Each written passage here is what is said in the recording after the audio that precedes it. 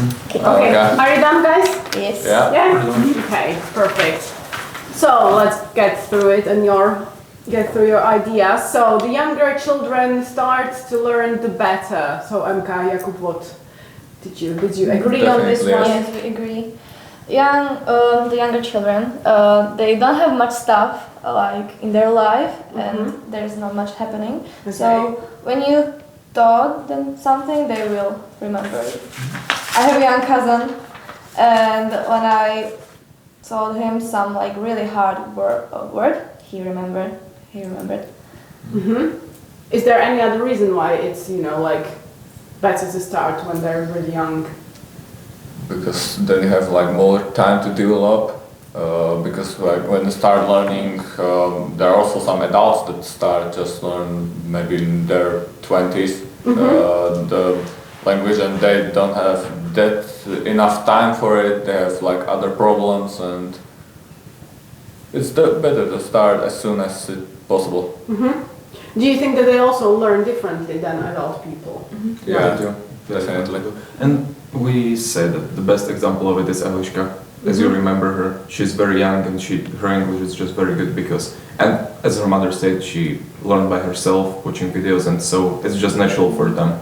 Their brain works much different than the brain of adults. Yeah, that's important. What Andrej just said is that it's natural for them. They're learning the language as they're learning their, mother tongue.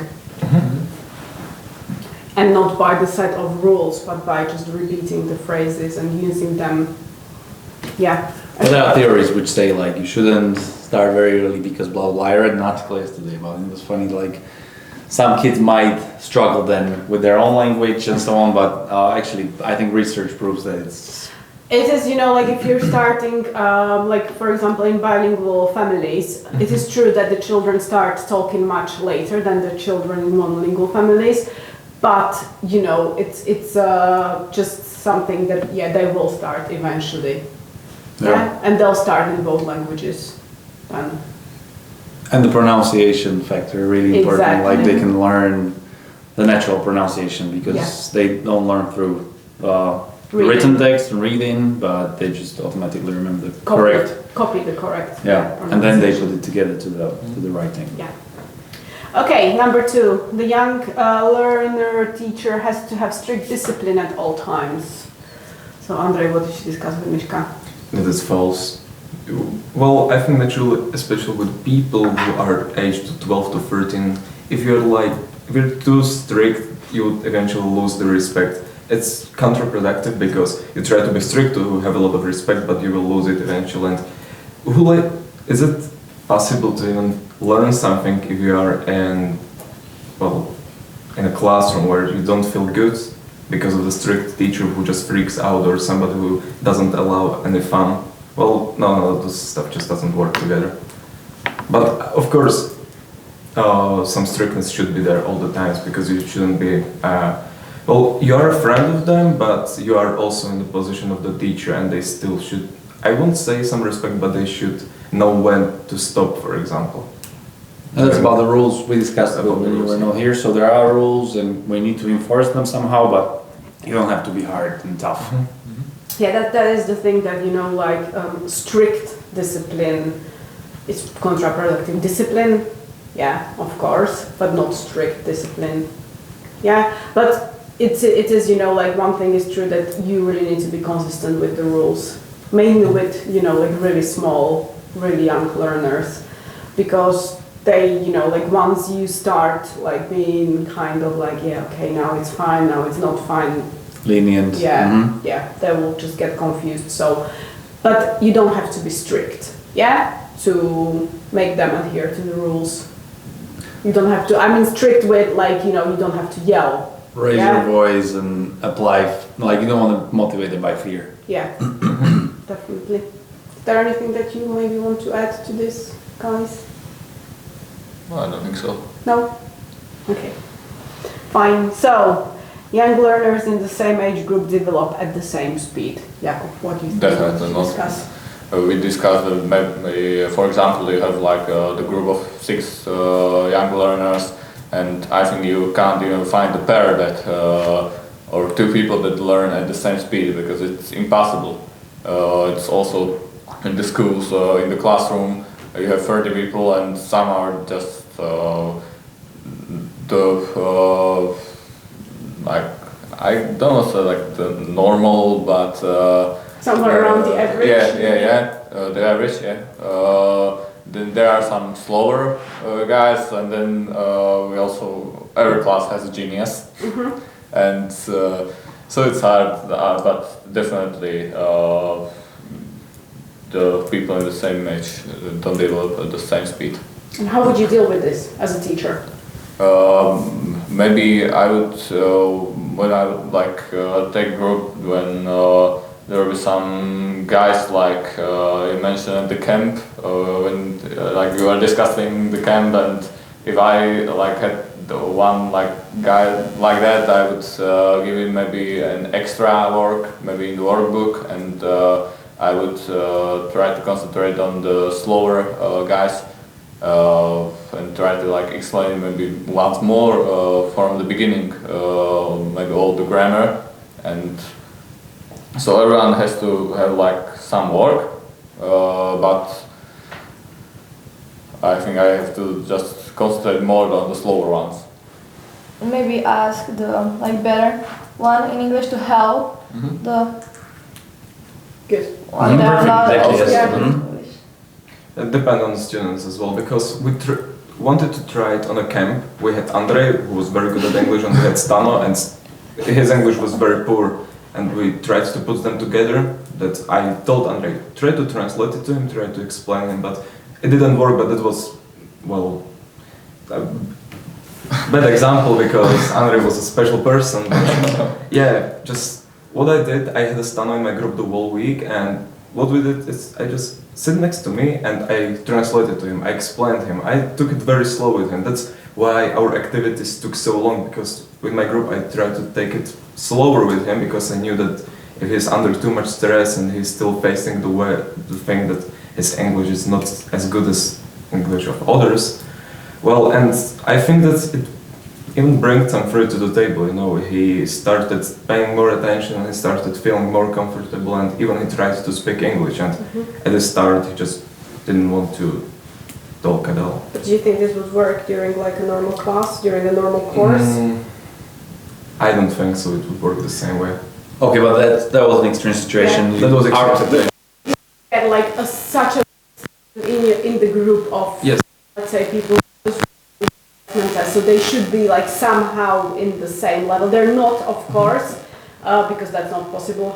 You know, as Kubo said, that you know, like even some might be better in grammar, some might be better in speaking, stuff like that. But the principle should be the same, to try to help the guys who don't. Yeah. I would like to, so maybe to summarize what Kubo said, challenge the, faster paced students who get things Maybe done ask them more quickly. difficult questions. For example, you have a text where they have to do true or false. So on top of that, you can just give them a quick exercise like, okay, so find all the adjectives or an extra task. And of course, you do help but always the slower try- ones, plus MCAS point, really Yeah, important. very Trying nice. to put them together, try to make them help each other, and of course patience again. So it's not gonna work the first time. It's gonna work maybe after a couple of weeks or even months. This is something they have to learn as well. This is the soft skills that we're teaching alongside with English. But So sometimes you need So to good be points. also patient with your classmates, with your, like not only like us with them, but they together. And also, like when you think of the pace of the lesson, maybe you should always concentrate on the like average student. That should be your pace. Not fly with the fastest and not like stay behind with the slowest, but like the average. Because that's what we tend to do. We tend to fly with the fastest because like we know that they always know the correct answer, so we always ask them. But that's not really great for the others. Okay, fine, good. Grammar and structures need to be taught through translation. Mishka, what did you discuss with Andrei about this? I think we talked about it. I wanted to say with it. But maybe you can, like summarize it for Kubo and Andrei that were not here. Okay, so we talked about it. It's not important to translate everything to Slovak language, you may find other activities to teach young adults grammar or structures. Or translation Yeah. to Slovak language. Right. Right. So, translation, that's how perfect, yeah, for example. That's why we don't want to teach this because it's not applicable, not even like 80% of the Yeah, time. exactly. So, Yeah, that's what we try to explain to our students, that English is not translated Slovak, and vice versa. but it's a method. It's Yeah. called the grammar translation method. It is, but but yeah, like- I think it doesn't really work. it worked. I think it was applied last century in like, I don't know, 1940s or something. They wanted to teach soldiers this way, and they just saw that it didn't work. Yeah, maybe it works with the languages that are, you know, like in the same group of languages with English, but it definitely doesn't work with Slovak. And again, It's totally different. with everything that we say, you know, take it with a pinch of salt. Sometimes it might help you, yeah, but don't take it as a method that you use to teach. You can just use it as an aid, as a last resort. So Yeah. nobody's getting it, even through all the nice exercises we created. So sometimes it makes sense. And like maybe present simple, present continuous. Yeah, you Yeah. might show them, you know, the difference also, that because it's the same in Slovak, but not with everything it works. And yeah, it should be like the Vlatko said, you know, the last resort. Okay, can you read, because I need to sneeze. Yes, yeah, young learners like to be involved in lessons and learn by doing. Emma, what did you think? Yeah, we agree that it is true because young learners are curious and they like to be involved in everything, and I think that also includes like in lessons and like in learning and everything. So this is again the training part, yeah. So you need to involve them. You can even involve them in other things like setting up the activities. You can involve them in preparing the materials you're going to need, or I don't know, when you're setting up a game, you can tell them to help you. They can start, if once they're older, they can start the recording themselves. What else? How else do we engage students? We engage them because they learn by doing. You know, this is the thing, for example, which I really like about the task-based thing, and also about like the program that we have for kids, Teddy Eddies, that, you know, like they told us that it's not learning English through games. It's, you know, like they need English in order to be able to play the games. And this is nice, yeah, because it's not like you really need this because, you know, like we're going to play the game, but it's motivation for them because they want to play. So that's why they are, you know, like more focused on the language. Right. Yeah, so learning by doing really works. Yeah, if they really do it and they take it as their own, then they're much, you know, like, yeah, they remember much more. Okay. Number 6, young learners are naturally curious and are motivated to learn. Andrei? I was very unsure about it because again it depends on student himself or herself, because well, some of the motivation is thing that really depends on the person, because the curiosity is the source of the motivation, and kids are naturally curious in every aspect. They just like to learn stuff, but some of them are maybe forced to be in a school here. Some of them take it as a school, and school equals boring, so they just don't like it. So, well, the natural curiosity could be there, but not in everyone's case. So that's why I'm unsure about it. Mishka, so what could you say after, you know, teaching these young learners? Because you've got the youngest, so are they? Yeah, they are all curious actually, and they are motivated to learn, but not everyone is the same, right? So they may be an activity that some of them might like, but there is always the one who doesn't want to do that. Right.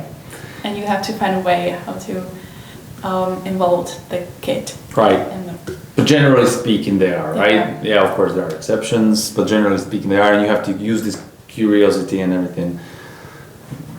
Yeah.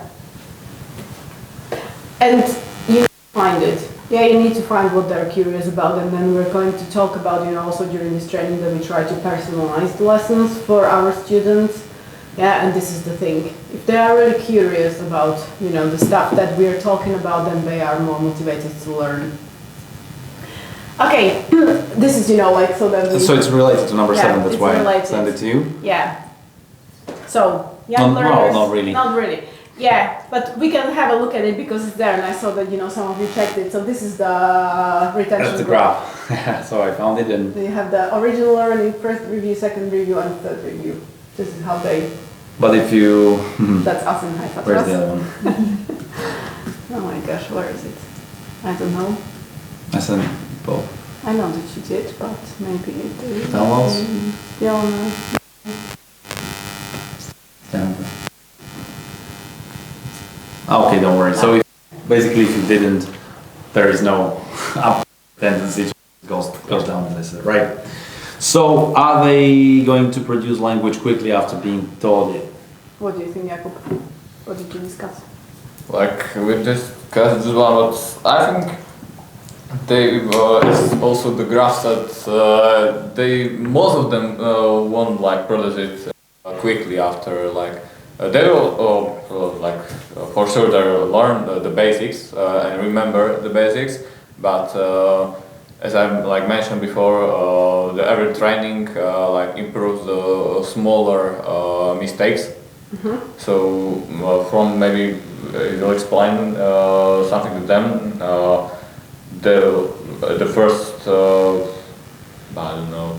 On the first day they will remember the grammar, the basic grammar, but they will still make some mistakes and. Needs and it takes some time to produce and the fluent language. Okay, so let's ask Mishka, so do they produce it? Because again, you can talk with experience here, so... I can also that, for example, Teddy Eddy, the kids from this, what is it, Teddy Eddy? Course.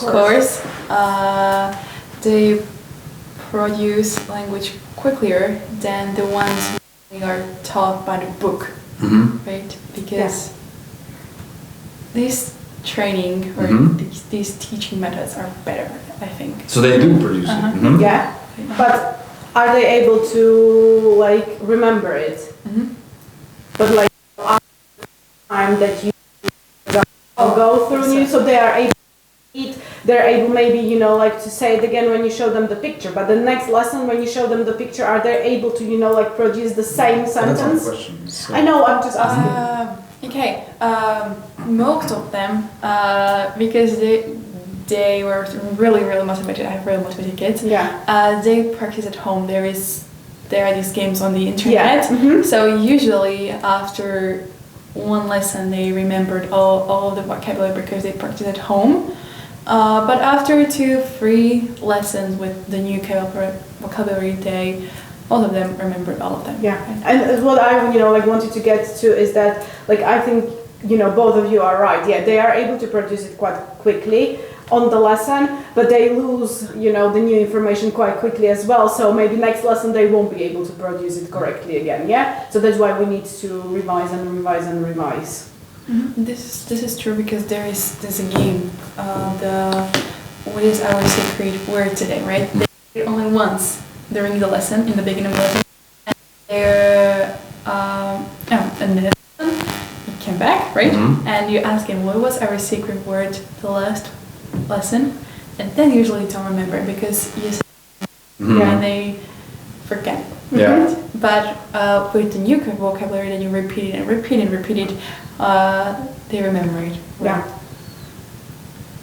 Because I think why they are able to produce it quite quickly after being taught is that they're when they're young they're not scared, so they are very adventurous in using the new language. Yeah, that's why they are able to produce it. But they tend to forget quite fast as well, so we need to revise.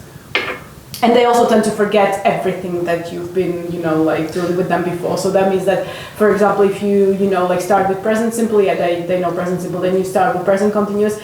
And they totally forget about present simple, yeah. And it's also true for older kids Yeah. and even adults, like they overuse the new Mhm. structure. Yeah, so they're quick to produce it, but then again, you have to do the revision and compare it to other structures. That's the context again. Yeah.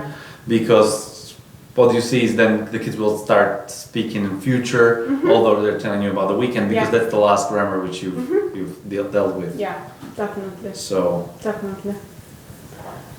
Okay, perfect. Mhm.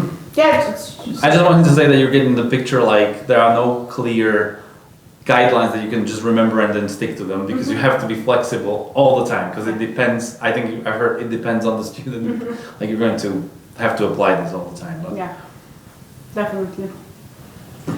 Okay, and young learners learn best in fun and safe classroom. I don't know who was last to answer. I think me. Yeah, so So- let's go with Mishka then.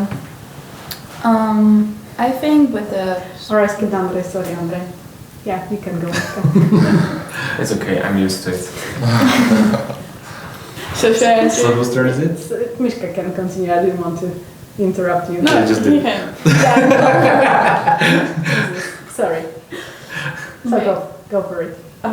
I think with the small kids, yeah, the fun is important in the class, but the more the kid is older, the fun is important, but not each activity should be fun, because they actually need to learn the grammar, they need to learn the structure of the sentences, the pronunciation it shouldn't be only the fun of the lesson, I think. Okay, and Andrei, how do you understand the safe classroom? Well, I focused more on the word safe, because if they are shy in front of each other and if they are scared, they won't learn anything. So if you can make a good classroom where they feel very safe and where they don't have to be shy to talk, mainly because if somebody is feeling safe to talk, well, that's the best thing they can have, because if they are talking, if they are expressing themselves, if they are speaking, that's the best way how they can learn. So making the classroom safe for them is very important. I would say it's a key for them to learn. So how would you try to create this kind of atmosphere? Well, I think we've been talking about it when I was here on, let's say, interview or so. That you can tell them, okay, guys, it's totally fine if you do mistakes and so, but well, it doesn't work. You can tell them many times, but they just won't understand it so far. Well, mainly to understand them, to ask them what do they like, so they can see you as a friend, as somebody who they shouldn't be afraid of, because many times they're afraid of their teachers in school, so they see you as a teacher, but you have to make it so they are not scared of you. So talk about what they like, maybe tell them what you like, and so they can see you as a friend. And that would be on individual classes, because I got told by my friends who were teaching here that if they had somebody who was scared of them and who was very shy, well, it was painful for the teacher as well. So that's how I would do it, make it friendly for them. And Okay, so be friendly, that's your Yeah. first point. What else? I think it should be open, like open. For example, they shouldn't be scared to say their opinions. It's important, like we are saying there. Exactly, yeah. Opinions. Yeah. Should, like, Fine. So welcome, embrace all kinds of opinions, don't judge. Yeah. And but sometimes the students are judgmental about each other. So can you control this somehow? partly, I would say only partly can control it, because they are still human beings and they have their own brains, and how they see others, how they are, how they were raised, it's just different than them. And maybe there will be people maybe the whole group will be friendly to each other and it will be amazing, but there could be just one guy who is just unfriendly to others, or somebody who is shy and wants to be accepted by others. That's more difficult, and I don't know if I know the correct answer how to do it. And that was the case with the guy you mentioned from the camp, right? And I think, we did something. We take some action, but the camp was too short to see the results. Yeah. So when you were talking about Andrei, I think again, like if we had told him a couple of times and explained to him, because I explained to him that it's not nice to make fun of others, because this is how you're creating the language blog and we're here to learn. You have to do this explaining, Or if you want others to, get better so that then you're not bored, you need to let them. Yeah? you need to let them get better, but if you're just stopping them by your negative comments, then it doesn't work for you as well, because they will never get better, and then you'll be bored all the time and have no one to speak to. Yeah, so basically that's again what we talked about, like they're also, we're not just teaching them language, we're trying to teach them the soft skills as well, yeah. So how to communicate in an open way, non-judgmental, and also maybe explaining some extreme points that, okay, maybe this is not a correct place to discuss these things, yeah, if they're, I don't know, like making fun of each other for being, I don't know, gay or whatever, yeah, so we need to like stop it very strictly. Sometimes. Also, of course, these things need to be stopped very quickly. But what I wanted to say is that you also need to show them, you need to have that attitude, yeah? And this is related to mistakes, for example, because that's the first thing that comes to mind when you want to create a safe classroom. What about mistakes, Kubo? And you can now remember our courses like, do you get laughed at, punished, or pointed out if you make a mistake, or? Like, I think we are the older groups, so it does not happen like that often, because like most of the guys are, I think Adam and me are we are not 18, but I think the other guys are 18. Nowadays, yeah. Yeah. So like they're adults, so it does not happen in our group, but in the groups where there are age, I think 12, 13, maybe 14, it's like the worst phase of puberty in their lives, and they try to always they often laugh, as you said, that on each other's mistakes, and then I think the only way is to tell them that you are not, you don't have like C2. You also can't speak perfect English, and everyone like makes the mistakes. So then you have to, if someone's behavior is that bad, you have to be maybe more strict than you are used to be, and tell him that we won't be friends if you like don't stop behave like this. So and try to maybe explain it. Yeah, like one thing that I also think is very important for you to understand as teachers, and it comes with the mistakes, that you are also allowed to make mistakes.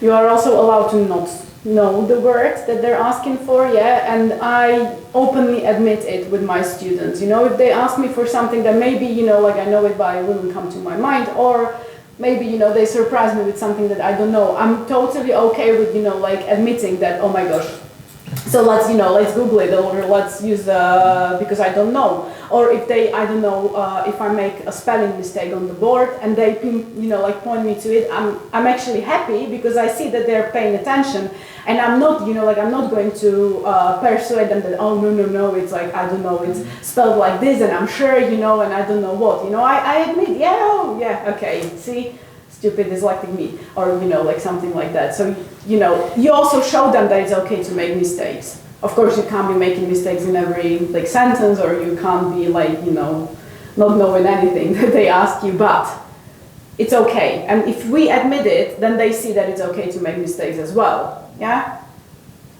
So you also show them the attitude, and you talk to them about the consequences of, let's say, making fun of each other. Yeah. And I think I explained it to Andrei at the time. It would have needed probably more sessions and discussions like this, but I would have been positive about it. I would have brought him to a situation where maybe showing him like, you're here, we are all here to learn, and everybody, of course, is at a different stage, but remember yourself 3 years ago. Could you speak like this? What would it have done if somebody, had made fun of you that time? How would you have felt? Would it help you, or, blocked your progress? Exactly.